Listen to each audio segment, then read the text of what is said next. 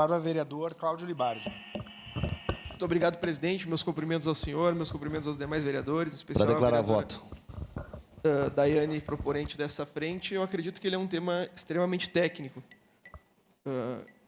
Reitero o apresentado pelo vereador Friis, que eu acredito... Eu fiz uma disciplina sobre parede d'água. Foi a disciplina mais difícil que eu fiz na minha vida.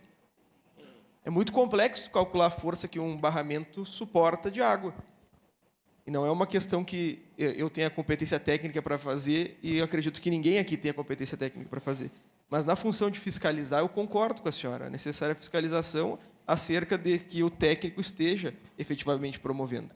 E, quando a gente constrói uma barragem, obviamente, a gente calcula qual é o montante de chuva em cada área, qual é o montante máximo de chuva durante um período, qual é o montante de chuva já registrado em todo o período de captação histórico. Então, são questões específicas. Agora, o que me preocupa mesmo quanto às barragens é que nós temos uma alteração do corredor amazônico e chove mais aqui do que chovia anteriormente.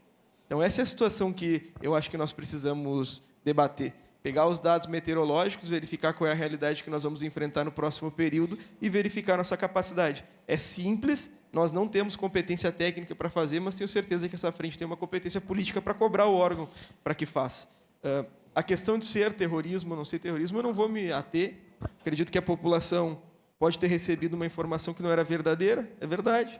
Culpa do técnico que errou, mas culpa do técnico que não calculou anteriormente a possibilidade da chuva. Eu e todos aqui sabíamos que o mês de maio tinha uma tendência maior de chuva, ninguém esperava o que aconteceu, mas a gente se prepara para grandes catástrofes. O vereador Cristiano Becker é bombeiro e sabe disso. A gente não se prepara para uma situação normal. A gente tem que se preparar para uma situação de tragédia. E é isso que essa frente precisa fazer. Então, obviamente, no momento oportuno, eu vou votar favorável, presidente. Muito obrigado.